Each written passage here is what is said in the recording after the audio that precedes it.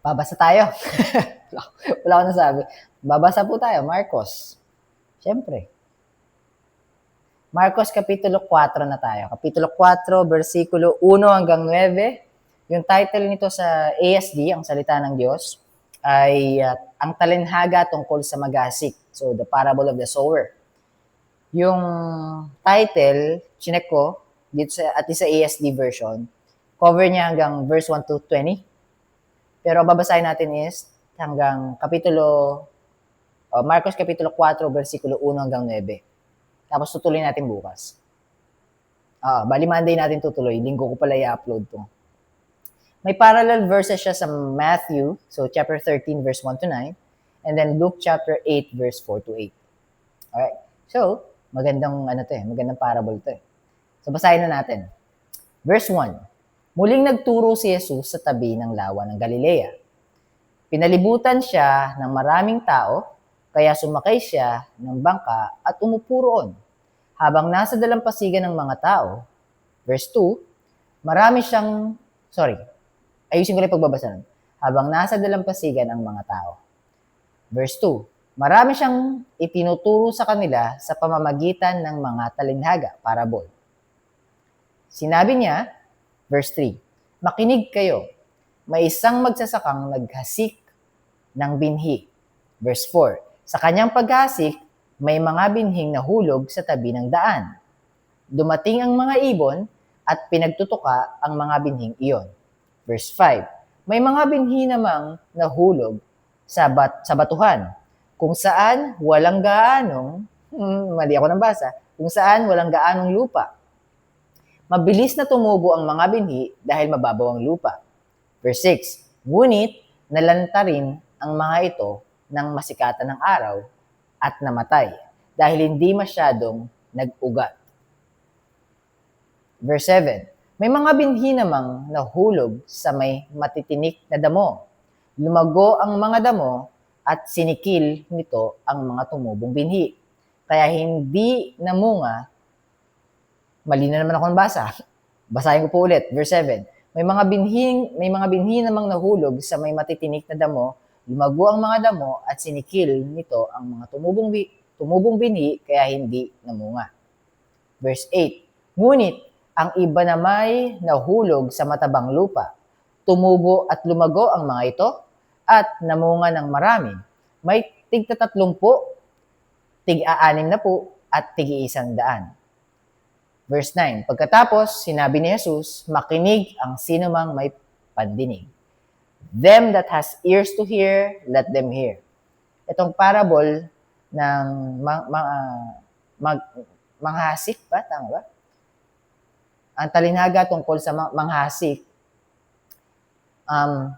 tinanong din to ng mga apostles sa verse 10-20. Pag-uusapan natin bukas yun. Pero doon sa mga nakagets na, gets nyo na siguro, pero napakaganda nitong parable na to. Napakaganda ng parable na to. So bukas abangan nyo po, ipapaliwanag to ng Panginoon, ni Jesus bukas. Kasi itatanong nila yan eh. Teka, ano ba meaning ng parable na yun, Lord? Panginoon, Master Rabbi, ano ba? Ba't parable? Napakalalim naman nun. Tapos, gusto ko sana explain eh. Kaso hindi, may spoil ko yung bukas. Bukas na lang. Samahan na lang si Lord, tapos pakinggan natin si Lord paano explain sa mga apostles niya, sa mga disciples niya, kung ano meaning na itong parables na to. Pero yung at least yung verse 8, crack ko yung verse 8.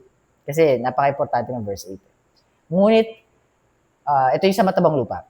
Ngunit ang iba na may nahulog sa matabang lupa, tumubo at lumago ang mga ito.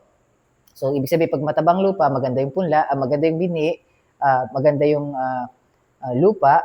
So, ibig sabihin, talagang mabubuhay yung seed, yung buto, yung binhi. Ngayon, at namunga ng marami. Pero, tignan niyo po ito, pakinggan niyo. May tig-30, tig-60, at tig-100. Sagot dito ni Lord, let the 30s do 30s, let the 60s do 60s, let the hundreds do hundreds. Ano ibig sabihin nun? Huwag tayo magbilangan. May kanya-kanya tayong gawain. May kanya-kanya tayong calling. May kanya-kanyang plan si Lord sa atin, iba-iba. Yung iba, matagal nang sa pananampalataya, pero ang bunga ay medyo konti pa. Okay lang. It's okay. Yun yung plano ni Lord sa kanila. Doon sila magiging effective. Meron namang bago, pero namumunga na agad. Okay lang. Kasi yun yung plano ni Lord sa kanya. Doon siya magiging effective. Pero, hindi naman porket 30 lang ang bunga niya, o ibig sabihin mas konti kaysa sa iba, ibig sabihin wala nang halaga sa Panginoon. Mahalaga yun. Kasi pwedeng ito mangyari dyan. Ganito ko siya tignan. So let's say, sabihin natin ako, konti lang. Sabihin natin after 20 years, konti lang yung yung fruits, or let's say nakapag-lead lang ako ng disciples, mabibilang sa kamay. Konti. So, sabihin natin at 30s para makuha natin example. Pero ano lang to kinonsize ko lang, pero masyadong malawak yung paliwanag ni Jesus dyan ng ating Panginoon. So let's say 30. Pero sa mga nakasabayan ko, mayroong nakapag-produce, nakapag-disciple ng, let's say, 60. Tapos meron naman sa kasabayan ko, may 100. So meron akong 30, meron siya 60, meron pa isang kasama namin, kaibigan din namin, 100. So, ano nangyayari pagka nainggit ako dun? Bakit ko binibilang yung fruits nila?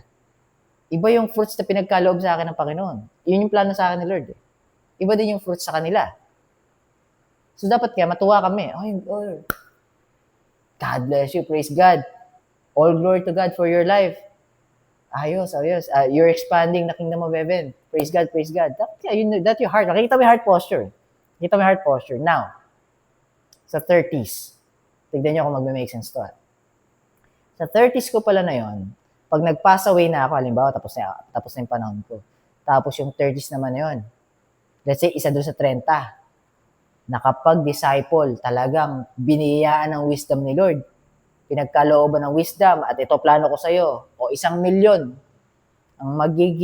ang masishare mo ng gospel, at 1,000,000 nawawalang tupa. Out of that 30 fruits, may isa doon, nag-produce, nagbunga, 1,000,000. Ibig sabihin, talagang ginamit siya ng Panginoon. For example. Tapos doon naman sa 60s, isa doon sa 60s, nakapag-produce naman ng 500. O, dumami pa rin, 60s. Tapos yung 100, nakapag-produce naman siya ng 50. O, pwede mangyari yun. O, tignan nyo, sa 30, yun yung plano ni Lord sa'yo, 30. Pero sa isa sa 30, andyan yung mas marami malalapitan, marireach out na lost sheep. At yung mga lost sheep na marireach out niya, madidinig yung salita ko, gamit siya. So, kita nyo yun? O, hindi ko na nakita yon, pero yun yung plano ni Lord. O, pwede namang mangyari, sa 30 ko na yon, naging 30 lang din yung bunga. O, okay lang yun. Ibig sabihin, tigi-tigisa lang sila. All goods. Yun yung plano ni Lord. Pero hanggat hindi siya bumabalik, may plano siya. At babalik siya pagka na-reach out na lahat ng tupa. Nawawalang tupa. Kasi, sabi nga, Mark chapter 16 verse 15, go and preach the gospel to the end of the world. Go and preach the gospel. Kasi, paano marireach ang nawawalang tupa kung hindi natin i-share ang mabuting balita ng Panginoon? May narinig ako, hindi ko maalala kung kay Pastor Cliff ko nadinig. Pero sure ako hindi kay Stewart, yung sa anak niya. Pero di ko lang maalala kung sa kay Pastor Cliff ko nadinig. Tinatry kong alalahanin ko kanino ko nadinig. Sabi, 5 ang gospel. 5 4 lang yun. Matthew, Mark, Luke, and John. The gospel of our Lord Jesus Christ. Asan yung 5? Ikaw. Yung testimony mo ng buhay mo, kung paano ka nabago ng Panginoon. Kung paano nabago ng Panginoon ng 180 degrees, nung time na bigat ka na at you're about to quit, sukon-suko ka na, hindi mo na alam kung paano gagawin mo, tapos kinatagpo ka ng Panginoon, tapos binigyan ka ng bagong perspective, nabuhay kang muli, dati kang patay sa kasalanan, nabuhay kang muli, newborn, you are now reborn, nagbago yung buhay mo, tapos nakita ng mga tao, okay, this is a changed man. This is a changed woman. You are the fifth gospel. A testimony of our Lord Jesus Christ through you. So it doesn't matter if you bear a lot of fruits. It doesn't matter if you bear few fruits. What matters is, do you believe our Lord Jesus Christ, that He paid for your sins and He saved you because you cannot save yourself? Because He loves you so much. Let the Holy Spirit lead you. And don't mind whether you're fast or slow, whether you're bearing fruits plenty or less. As long as your Lord and God and one and only Savior is our Lord Jesus Christ, He is already pleased by your decision. Alright? That's our Bible reading for today sa Tagalog. So, bukas tayo kita-kita ulit. So, I'm gonna let you go. God bless you. Keep safe. Bye for now.